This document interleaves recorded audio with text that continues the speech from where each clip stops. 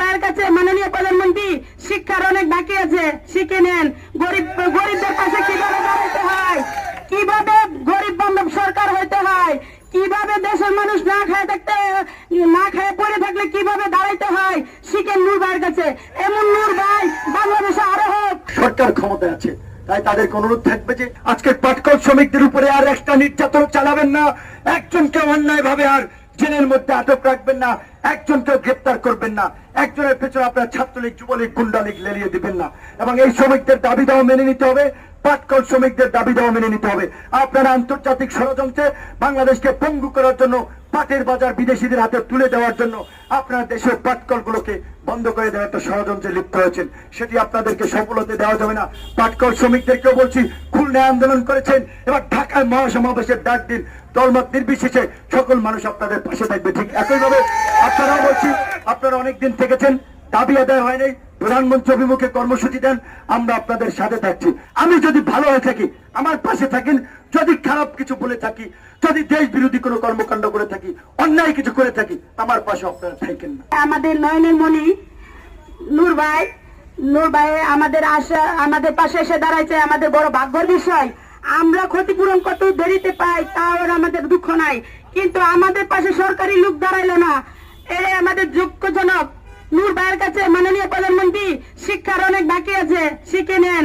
গরিবদের পাশে কিভাবে দাঁড়াতে হয়, কিভাবে গরিব বান্ধব সরকার হইতে হয়, কিভাবে দেশের মানুষ না খায় পড়ে থাকলে কিভাবে দাঁড়াইতে হয়, শিখেন নূর ভাইয়ের কাছে। এমন নূর ভাই বাংলাদেশে আরো হোক।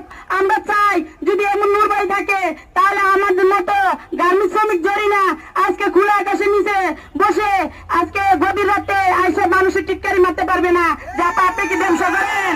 আমি বলতে চাই, নূর ভাই আমাদের পাশে থাকবে, এবং শুধু আমাদের পাশে না, বাংলাদেশের গরিব দুঃখীর পাশে থাকবে।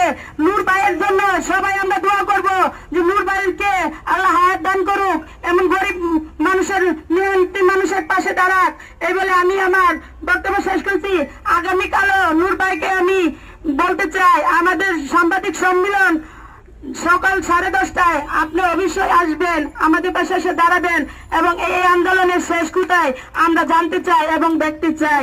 আমরা প্রয়োজনে আমরা জীবন দিব, কিন্তু খালি হাতে ফিরবো না, এটাই আমার দাবি।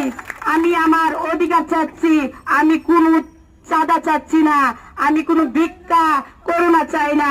আমি আমার শ্রম এবং আমার গ্রামের মূল্যায়ন যে অধিকার, ওই বাংলাদেশের নাগরিক হিসাবে, একজন শ্রমিক হিসাবে, ওই জিনিসটার জন্য আমি এই জায়গায় দাঁড়াইছি।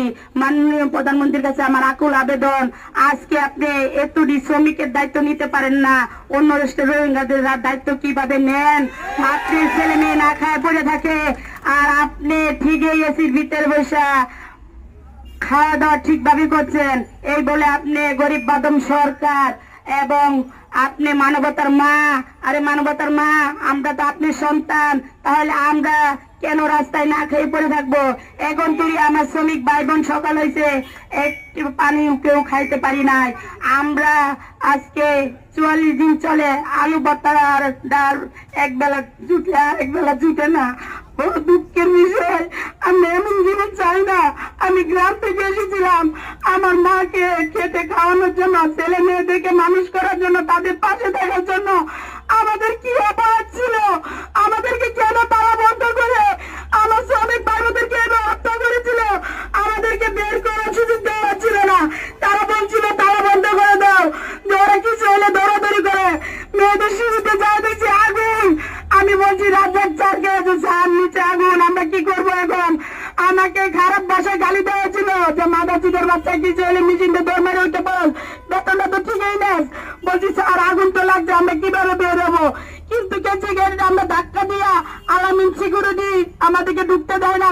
আমি জোর হাতে ধাক্কা দিয়ে আমার শ্রমিকদেরকে নিয়ে আমি 3 তলা যায় আটকে পড়ি। তারপর চতুর্দিকে দিই, তালা দেওয়ার সাথে সাথে কারেন্টটা বন্ধ হয়ে যায়, আমরা কিছু দেখতে পারি না। মৃত্যুর যে যন্ত্রণা, কত জিনিস, আগুনের যে তাপ, আমরা শুধু জানি। আমার কত শ্রমিক ভাই বোন আমরা একসাথে কাজ করছি, তারা মারা গেছে, তাদের কথা আমরা বলতে পারি না। আর তাজিক পেছনে আগুন নিভে গেল, আমাদের মনের আগুন এখনো নিভে নাই। আমরা মাছ যতদিন বাঁচতে থাকবো আমাদের আগুন নিভবে না। আমরা চাই এই শ্রমিক হত্যার বিচার, এবং দলীয় যাতে খোলা আকাশে নাম না ঘুরতে অতি তাড়াতাড়ি যাতে গ্রেপ্তার করা হয় এবং আর কোন দল যাতে পৃথিবীতে এমন শ্রমিকরা হত্যা না করতে পারে। এর মাননীয় প্রধানমন্ত্রী, এক দেশে দুই রকম আইন আপনি ইয়ে করতে পারেন না। আইন আপনি তৈরি করছেন, আপনি যদি ব্যবহার করেন তাহলে জনগণ কি করবে? জনগণ কার কাছে যাবে আপনি বলেন? আপনি তো যে মানবতার মা, আপনি মানবতার কাজ করেন, আপনি গরিবের পাশে এসে দাঁড়ান। আপনি বলছেন আমার দেশে কোনো গরিব থাকবে না, কোনো শ্রমিক না খাওয়া থাকবে না, কোনো গরিব মানুষ না।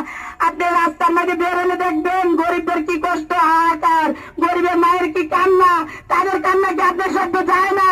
আপনি দুয়ে ফুল চালে এসি চাইলে আপনি বসবেন না, আপনি খোলা আকাশের নিচে বের হয়ে আসেন, আপনি দেখেন গরিবদের কি কষ্ট। আমরা খোলা নিয়ে আকাশে পেশ করে পড়ে থাকতে চাই না। আমাদের তিনটি দাবি মেনে নেয়, আমাদেরকে ছেলে মেয়েদের কাছে যেতে দেন। আমার ছেলে মেয়েরা অসুস্থ হয়ে যাচ্ছে, আমরা আমার শ্রমিক বাবুরা অসুস্থ হয়ে যাচ্ছে। আমরা বাঁচতে চাই এবং আমি আমার অধিকার চাই। আমি আমার অধিকার যতদিন না আদায় করতে পারবো, আমরা এই প্রয়োজনে আবারও 25 দিবসের দিন ঠিক 12:07 বাজে আমার 45 দিন জমি দিয়ে আমি আত্মহত্যা করতে বাধ্য হবো। মাননীয় প্রধানমন্ত্রী, আর কত জমিকে লাশ পাইলে আপনি খুশি হবেন? যদি খুশি না হন তাহলে আমাদের দাবিগুলো আজকে বেলের ভিতরে ডিসিশন নেবেন, কবে আমাদেরকে এই জায়গাতে বিদায় করবেন। আমরা এই দাবি জানাই আপনার প্রতি। সকল মিডিয়ার ভাইদেরকে আমি আকল আবেদন করবো, আপনারা তো অনেক টাকা কামাইছেন, আমরা তো আপনাদের বোন, আপনারা একটু টিভি চ্যানেলে তুলে ধরেন আমরা কিভাবে মেয়ে মানুষ, যারা নাকি মেয়ে মানুষ নারী পর্দার আড়ালে থাকে, আজকে আমরা কিভাবে হাজার হাজার ছেলে মেয়েদের সামনে পড়ে রয়েছি। আমরা আপনাদের বোন, আপনারা আমাদের কথাগুলো মাননীয় প্রধানমন্ত্রীর কাছে দেন। আমরা তো মাননীয় প্রধানমন্ত্রী আজকে বেলে বেলে জানতে পারে যে এদিকে আমি শ্রমিক, তার দিনের শ্রমিক, আজকে এই তিনটি দাবি নিয়ে জায়গা আসছে। এখন তিনি মাননীয় প্রধানমন্ত্রী কিসের জন্য দেখতে চায় পারে না। আর না হলে আমাদেরকে দুইটা শ্রমিককে সুযোগ করে দেওয়া হোক। আমরা আমাদের কষ্টের কথাটা আমরা নিজেই প্রধানমন্ত্রীর কাছে বলতে চাই, আমাদেরকে এমন সুযোগ করে দেন। মিডিয়া ভাইদেরকে আমি আকুল আবেদন করছি, আমাদের পাশে আপনারা এসে দাঁড়ান নূর ভাইয়ের মতো। আপনারাও বোন এইগুলো রাস্তায় পড়ে থাকে, আপনারা কিভাবে ভিডিও করে আপনারা চুপ করে আঙুল দেখে যান গা। টাকা তো মানুষই টাকা, আল্লাহ একটা রূপ দিচ্ছে, আপনারা দেন ধরার জন্য ছুঁয়া জানা, যারে ধরে তারা ছাড়ে না। তাহলে আমাদের আজকে রূপে ভয় নাই, জীবনের কোনো নিরাপত্তা নাই। আজকে আমাদের অধিকারের জন্য রাস্তায় বসে থাকতে হচ্ছে, কিসের জন্য? আমি আর রাস্তায় থাকতে চাই না, আমি আমার ঘর ফিরে যেতে চাই, আমাদের ছেলে মেয়েদের কাছে যেতে চাই। আমার অনেক শ্রমিক ভাই বোন অসুস্থ হয়ে গেছে, তাদের কোনো চিকিৎসা হয় না।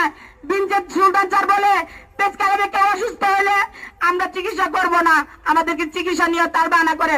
ঢাকা মেডিকেলে আমার বোন অসুস্থ হয়ে পড়ছিল, আমি তারকে নিয়ে গেছি, ওরা ধরে না, বলে করো না। আর বলে যে তোমরা কি খেয়েছো, কিছু খেয়েছো নাকি? বলো আমরা নাকি এনে বিষ খেতে এসেছি, বিষ খেয়ে আমার বোনকে গেলে আপাতত চ্যালেন আমাদেরকে ধরায়, আমাদেরকে রক ভাগরা দিতে হয়, তারপর তারা একটু হালকা চ্যালেন লাগে আমার বিদায় দিয়ে দেয়। এমন চিকিৎসা আমরা চাই না, সরকারি মেডিকেলের চিকিৎসা চাই না। আমি বাঁচতে হলে আমার সামনে যে প্রাইভেট ক্লিনিক আছে ওই প্রাইভেট ক্লিনিক হচ্ছে আমার চিকিৎসা হয়। আমার যে ওই ঢাকা মেডিকেল আনতে আনতে আমার শ্রমিকের যে মৃত্যু না হয়, এই বলে আমি আমার বক্তব্য শেষ করছি। ধন্যবাদ সকালকে সবাইকে এবং মিডিয়া ভাইদেরকে বলতে চাই, আগামীকাল আমাদের সাংবাদিক সম্মেলন সকাল 10:30টায়, আপনারা সবাই আমাদের পাশে থাকবেন।